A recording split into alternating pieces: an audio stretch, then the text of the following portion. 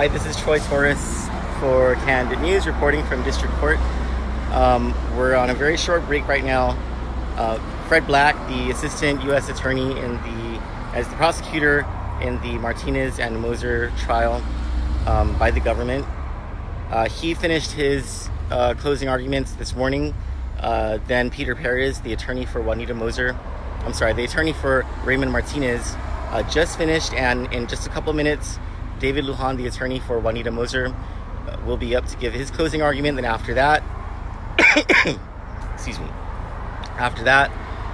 Fred Black, I guess I had no idea from watching Law & Order, but apparently the prosecutor gets a rebuttal closing, and I believe that's a 30-minute period that he gets.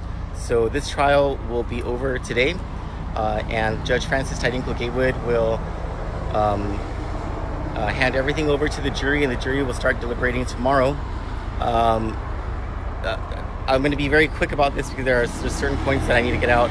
First is, I'll explain Fred Black's closing arguments in a later post, but essentially he said that the defendants were clearly responsible for the crimes that they committed, that he says they committed, and that anyone who says otherwise is a liar. That's a specific quote.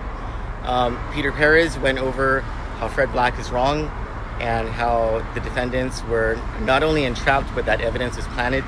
And we can go into that as well. But just some interesting developments just today, just from being here at the trial and from being able to pick up my phone during the breaks. New information is coming in from sources who have been close to not just this trial, but also to the original Customs Corruption Scandal. That's where Henry Alvendia was indicted. And there appears to be the information that is coming, I have to be careful with my words here. The information that's coming in suggests that during the Customs Corruption Scandal,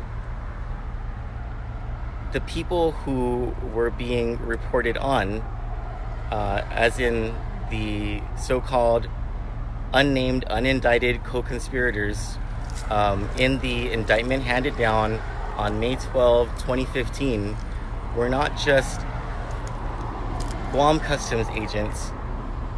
They were not just local law enforcement officials, but they included federal law enforcement officials.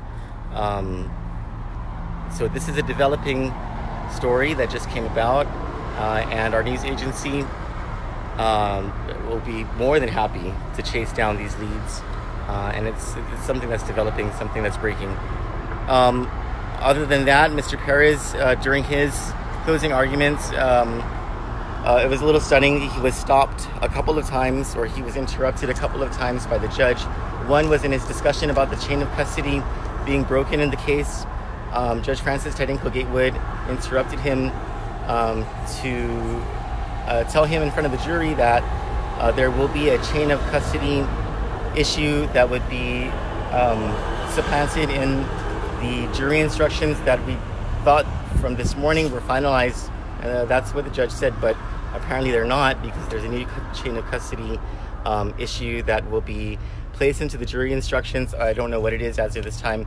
And then when he was discussing how the DEA chemist who tested whatever product arrived at his lab had only tested one granule of the entire sample, and in every single one of the instruments that were used, they were found to have not been maintained or cleaned.